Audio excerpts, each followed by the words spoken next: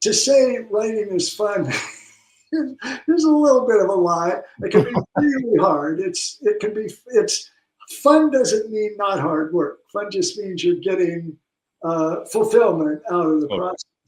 Yeah, you're charged up and you're inspired, but you can still be. It's still really. I mean, look at all the professional athletes. What they do is so hard to do, but they're still having fun.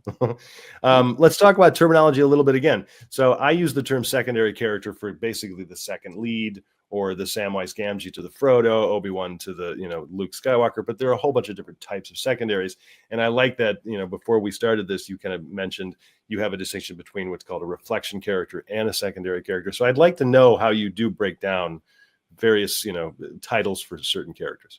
Okay. Well, again, all we're talking about is names or terms I made up, or I exploited because it was different than the term other people were using. So I could make sure that people were zeroed in on what my idea of it was. So what I made, and the biggest thing is, when I talk about secondary characters, I really mean everybody else that's not in one of the 4 primary character categories. Because I think there are 4 primary character categories, and those are the hero. I'll just name them and then we can talk about it. But there's the hero, the nemesis, the reflection, and the romance.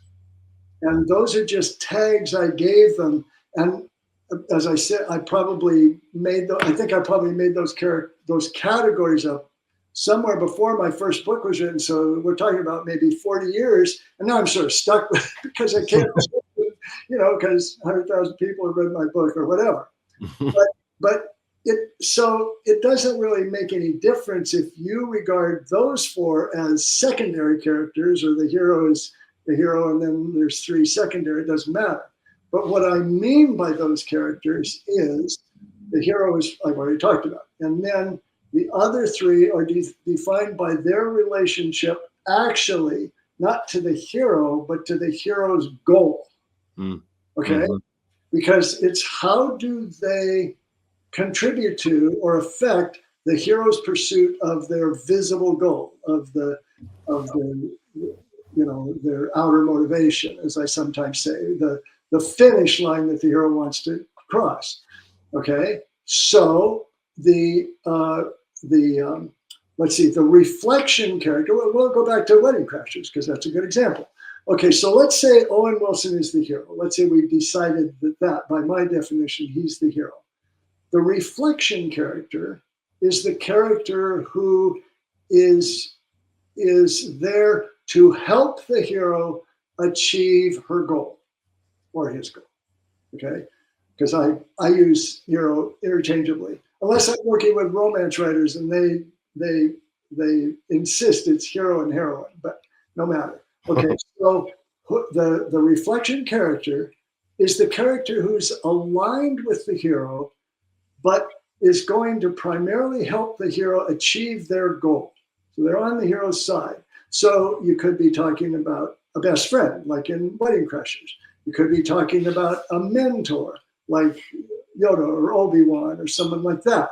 Or you could be talking about a spouse if it's not a love story. So like in The King's Speech, that his wife, Elizabeth, became the whatever. I get the royal family confused a bit, but anyway, it's not a love story. They're already together. They're already committed. That love story already happened before the movie began. So she is there in part to support him and help him achieve his goal.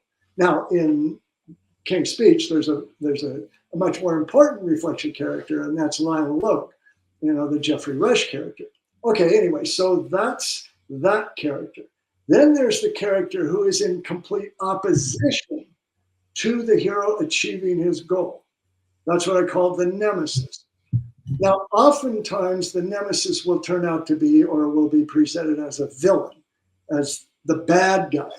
Okay, so if I'm trying to think, so in Wedding Crashers, if Owen Wilson's goal is to win the love of Rachel McAdams, then who's the character who most stands in his way?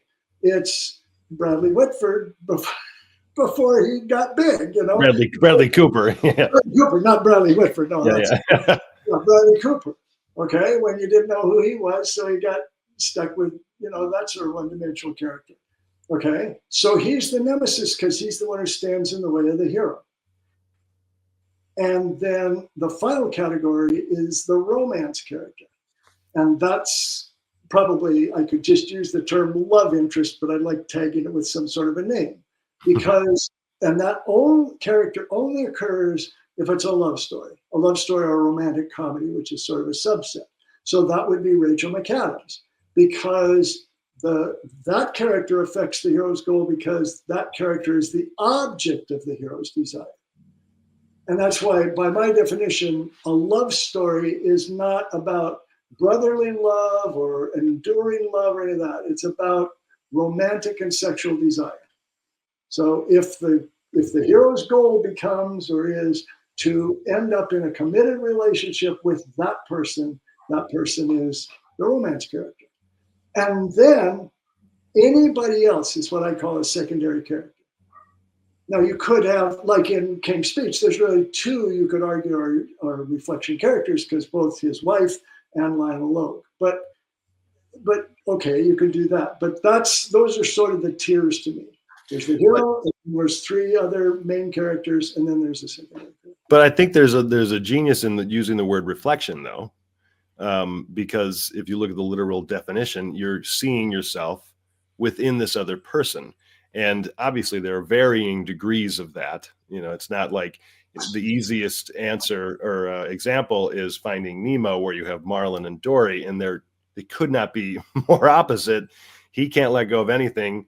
Dory literally lets go of everything every 5 minutes because she forgets everything. Mm-hmm. And so you could see that as a reflection, and he needs to learn from Dory and she needs to learn from him. And so that's why I love that term so much.